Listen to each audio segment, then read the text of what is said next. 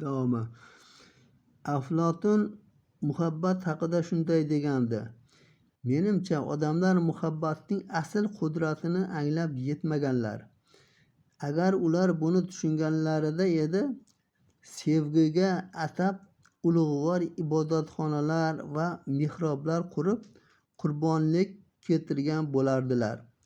Lekin birinchi galda bajarilishi lozim bo'lgan bu vazifalarni hozirgacha hech kim ado etmadi.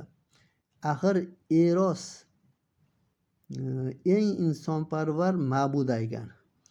U odamlarga yordam beradi, shuningdek insoniyatni dardu alamlardan forig' etib buyuk saodatga noil etadi.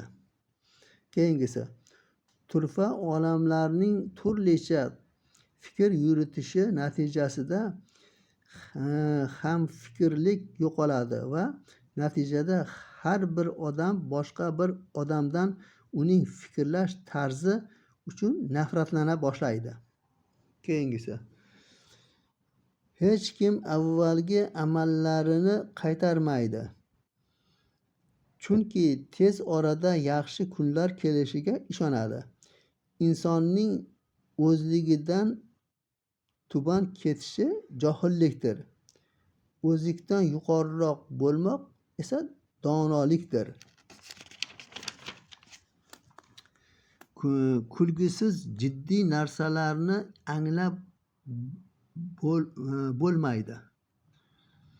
Umuman idrokli bo'lishni istagan inson qarama-qarshilikni faqat qarama-qarshilik yordamidagina anglab olishi lozim. Keyingisi: shoir agar u haqiqiy shoir bo'lishni istasa, shunchaki fikr emas, afsonalar yaratmog'i lozim. Keyingisi: har qanday savolga javob berish mumkin, faqat u to'g'ri berilsa bas. Keyingisi: o'ta ketgan johillik u darajada dahshatli ayb emas, katta yovuzlik ham emas. Noto'g'ri yo'naltirilgan bilimdonlik va boylik unga nisbatan xavfliroq va jazoga loyiqroqdir. Demak, noto'g'ri yo'naltirilgan bilim, odamlarga bilim berishda noto'g'ri bilim berish va boylikda noto'g'ri narsaga sarflash johillikdan ham battar ekan. Tafakkur yagona munosib tangadir. Tafakkur yagona munosib tangadir. Faqatgina ana shu tangaga hamma narsani almashish mumkin. Shunda mardlik, odillik, mulohazakorlik, bir so'z bilan aytganda ezgulik, soxtalikdan forig' bo'ladi. Bu ezgulikka huzur, halovat, qo'rquv va boshqa narsalar xoh yo'ldosh bo'lsin, xoh bo'lmasin, u doimo tafakkur bilan hamqadamdir. Keyingisi: yaxshi inson hayotlik chog'ida ham o'limidan so'ng ham zavol topmaydi. Keyingisi: har bir ruh ezgulikka intiladi va bu yo'lda har narsaga tayyor turadi. Ruh ezgulikning mavjudligini his etadi, uni izlaydi, ammo uning qayerda ekanini anglashga kuch-quvvati yetmay qiynaladi. Davomi: donishmandlar ham, johillar ham falsafa bilan mashg'ul bo'la olmaydilar. Donishmandlar bilan johillar oralig'idagi odamlargina haqiqiy faylasuf bo'la oladilar. Keyingisi: qanchalik noyob, qobiliyatli va o'tkir zehnli bo'lmasin, falsafaga moyillik hissini tuymagan odam u bilan yaqinlasha olmaydi. Zero falsafa begona qalblarda ildiz otolmaydi. Falsafa bilan yoshlikda me'yorida mashg'ul bo'lmoqlik joiz. Bu qoidaga amal qilmaganlarni halokat kutadi. Har qancha zakovatli bo'lmang, yoshingiz bir joyga borib qolganda umringizni falsafaga bag'ishlasangiz, hurmat e'tiborli inson bo'lish tajribasidan ayrilib qolasiz.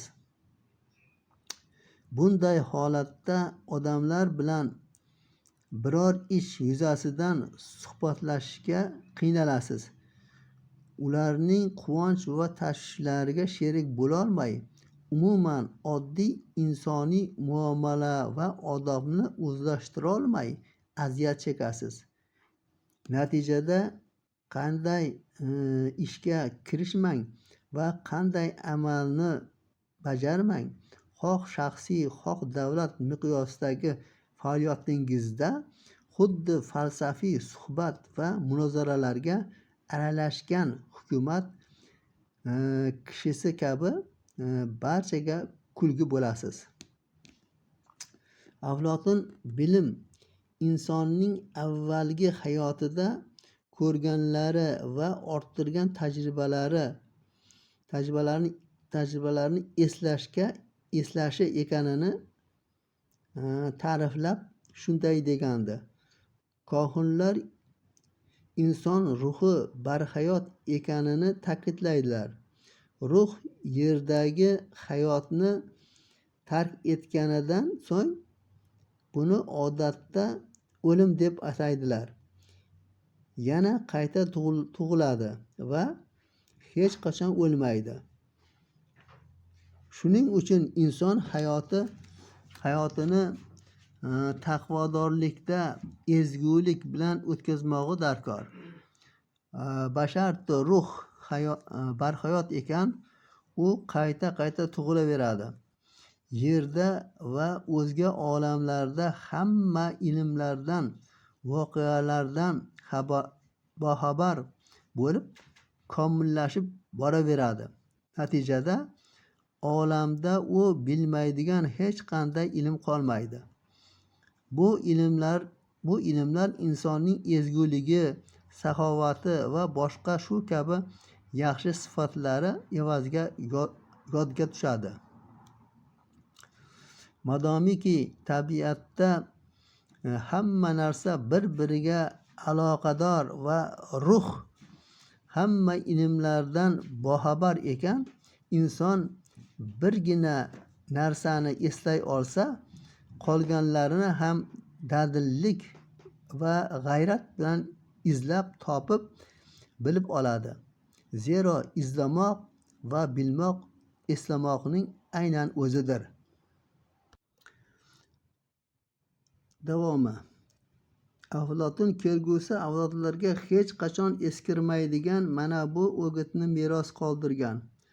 Haqiqiy va to'g'ri fikrlay oluvchi faylasuflar davlat tepasiga kelmagunicha yoxud hukmdorlar ilohiy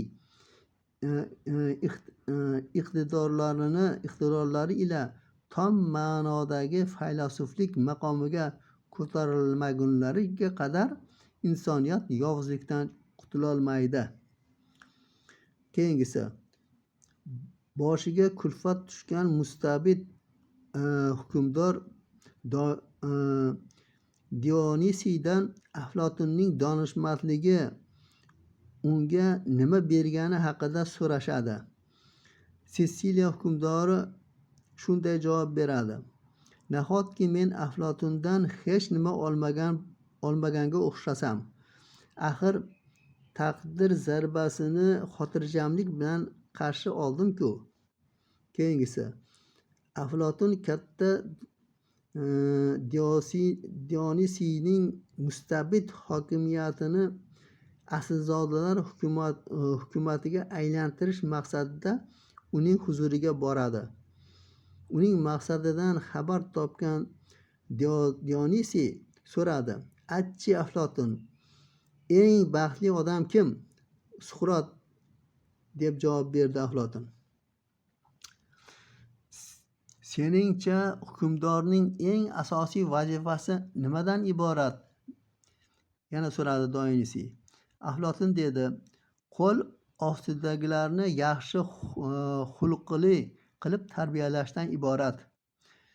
Dionisiy 3-savolni berdi. Aytchi, nahot odil sud hech narsaga arzimasa? O'sha davrlarda Dionisiyning hukumat sudi o'z odilligi bilan dong taratgandi. Biroq Aflotun sir boy bermay bu savolga shunday javob qaytaradi. Arzimaydi. Chunki odil hakamlar yirtilgan ko'ylakni tikib qo'yadigan yamoqchiga o'xshaydi. Sengacha mustabid hukmdor bo'lish uchun jasurlik sifati zarurmi? So'nggi savolni berdi Dionisiy. Aslo, dedi Aflotun. Mustabid hukmdor aslini olganda eng qo'rqoq odamdir. U hatto sartaroshning ustarasidan ham cho'chiydi.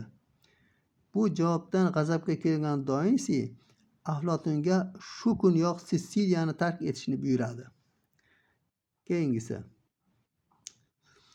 Aflotun falsafaga ta'rif berib quyidagi misralarni yozib qoldirgandi. Olamda bilimdan kuchli narsa yo'qdir.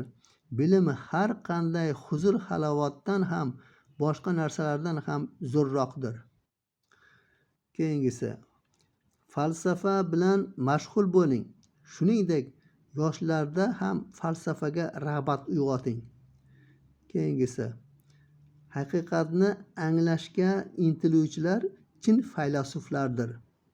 Keyingisi. Hayratda faylasuflarga xos sifat. Hayrat faylasuflarga xos xislat. Ana shu sifat falsafaning ibtidosi sanaladi.